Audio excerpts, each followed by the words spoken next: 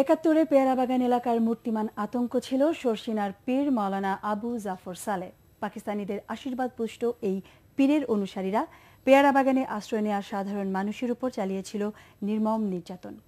মাওলানা আবু জাফর সালেহ ফতোয়া দিয়েছিলেন, হিন্দু নারীরা গনিমতের মাল, তাদের ধর্ষণ করা জায়েজ।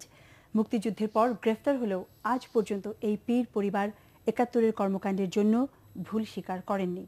একাত্তরে শর্ষিনা পীরের ভূমিকা এবং স্বাধীনতা পদক নিয়ে শওকত মিল্টনের দুপর্বের ধারাবাহিক প্রতিবেদনের আজ দেখবেন প্রথম পর্ব। ছবি তুলেছেন এহসানুল গনি স্বজন।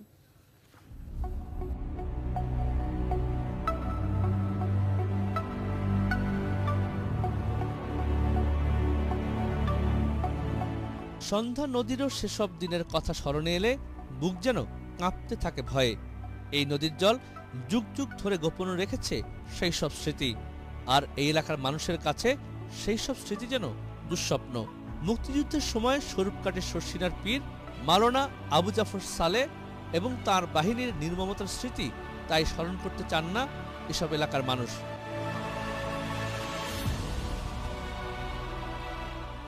জাতীয় গণগ্রন্থাগারে রক্ষিত পত্রপত্রিকা এবং স্বাধীনতা যুদ্ধের দলিলখণ্ডে এই পীরের নানা কাহিনী পাওয়া যায়। ৭১-এর ৬ মে পাকিস্তানি হানাদার বাহিনী আসে স্বরূপকাঠিতে। তারা শর্ষিনার পুল থেকে শাহপাড়া পর্যন্ত লুটপাট চালায়। এই পীর পাকিস্তানি হানাদারদের কর্মকাণ্ডকে জায়েজ করতে সচেষ্ট ছিলেন। তিনি ফতোয়া দিয়েছিলেন, হিন্দু নারীরা গনিমাতের মাল, অর্থাৎ যুদ্ধ করে জয় করা পণ্য। ১৯৭২ সালের ৫ই জানুয়ারি দৈনিক পূর্বদেশ পত্রিকায় গণহত্যার ঘৃণ্য নায়ক শর্ষিনার পীর গ্রেফতার শীর্ষক প্রতিবেদনের উল্লেখ করে ৭১-এর ঘাতক দালালেরাকে কোথায় গ্রন্থে বলা হয়, শর্ষিনা মাদ্রাসার ৫ শতাধিক তালেবে এলেম প্রায় ৩০টি গ্রামে হামলা চালায়, বাড়িঘর ও বাজার লুটপাট করে কয়েক কোটি টাকার স্বর্ণ, খাবার, আসবাব ও নগদ টাকা পীর সাহেবের কাছে তুলে দেয়। বলা আছে কিভাবে পীরের নির্দেশে ইন্দের হাট বাজার জ্বালিয়ে দেয়া হয়, লুটপাট করা হয়।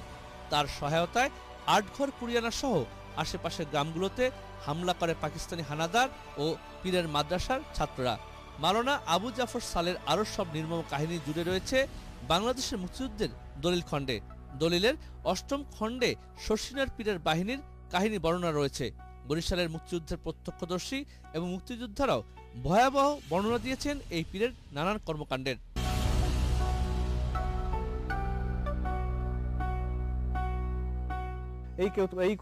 এর নিচে মানুষ আশ্রয় নিত।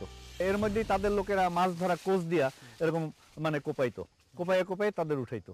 তাকে কিন্তু আমরা কেউ ক্ষমা করিনি মনের দিক থেকে, এবং তার কোনো বিচার হয়নি।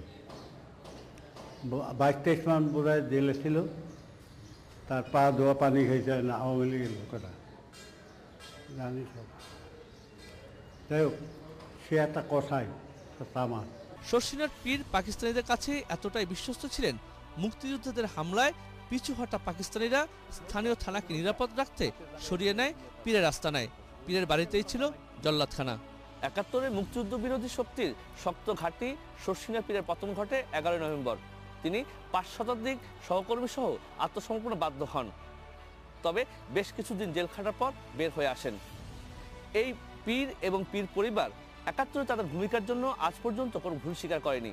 এ বিষয়ে এই পীর পরিবারের মন্তব্য জানতে যোগাযোগ করা হলে তারা কোনো কিছু বলতে অস্বীকৃতি জানান।